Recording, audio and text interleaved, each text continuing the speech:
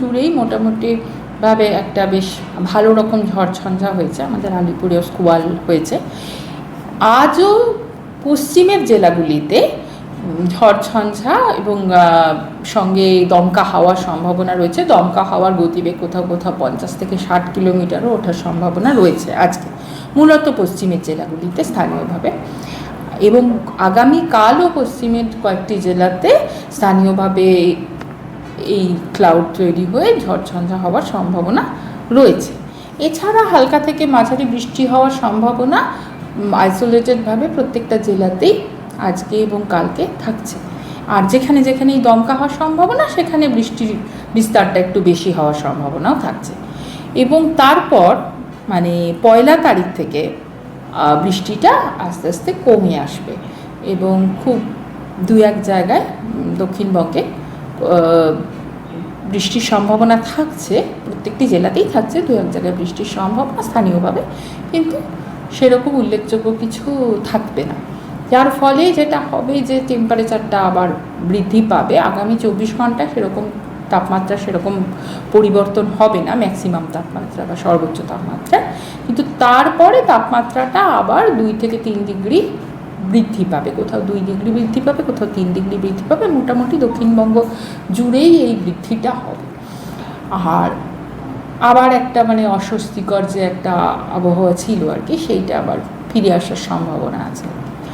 আর উত্তরবঙ্গের ক্ষেত্রে যেটা হবে সেটা হচ্ছে, আপাতত উত্তরবঙ্গে আজকে কয়েকটি জেলাতে, যেমন মালদা, দক্ষিণ দিনাজপুর, উত্তর দিনাজপুর, জলপাইগুড়ি এবং দার্জিলিং, এই জেলাগুলিতে দমকা হাওয়া সহযোগে বৃষ্টির সম্ভাবনা আছে এবং প্রত্যেকটা জেলাতেই মোটামুটি একটা বৃষ্টির সম্ভাবনা রয়েছে।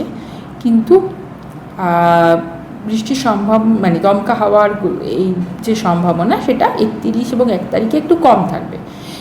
আবার 2 তারিখ থেকে উত্তরবঙ্গেও দমকা হাওয়া সহযোগে আবার একটা স্পেল শুরু হবে এবং 2, 3, 4, 5 এই সময়টায় বেশ দক্ষিণবঙ্গে মানে মূলত হিমালয়ে সংলগ্ন যে 5টি জেলা, সেই জেলাগুলিতে এই সম্ভাবনা থাকছে। এবং সেই সঙ্গে 4 ও 5 তারিখে মানে আমাদের মেটিওরোলজিক্যাল ডে 6 এবং ডে 7-এ ভারী বৃষ্টির সম্ভাবনা থাকছে এই জলপাইগুড়ি ও আলিপুরদুয়ার জেলাতে।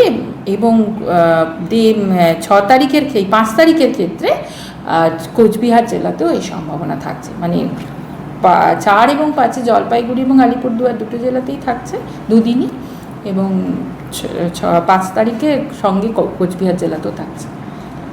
ম্যাডাম, কলকাতার ক্ষেত্রে আজকে আফটারনুন থেকে ইভিনিংয়ে একটু থান্ডারি ডেভেলপমেন্টের সম্ভাবনা থাকছে। আগামীকাল থেকে সম্ভাবনাটা অনেকটা কমে আসবে এবং মোটামুটি একই রকম একটা মানে ওই কখনো স্থানীয়ভাবে যেটা এই সিজনে থাকেই, যেহেতু ময়েশ্চারের মানে ইনকাশন থাকছে এই বে অফ বেঙ্গল থেকে, আর মোটামুটি এই সিজনে একটা সম্ভাবনা থাকেই স্থানীয়ভাবে বিকেলের দিকে ঝড়ঝঞ্ঝা হওয়ার, সেটা থাকবে 1-2 জায়গায়। কিন্তু মোটামুটিভাবে এখন যে একটা বিস্তৃত জায়গা জুড়ে যে একটা বৃষ্টির সম্ভাবনা, সেটা আপাতত থাকছে না।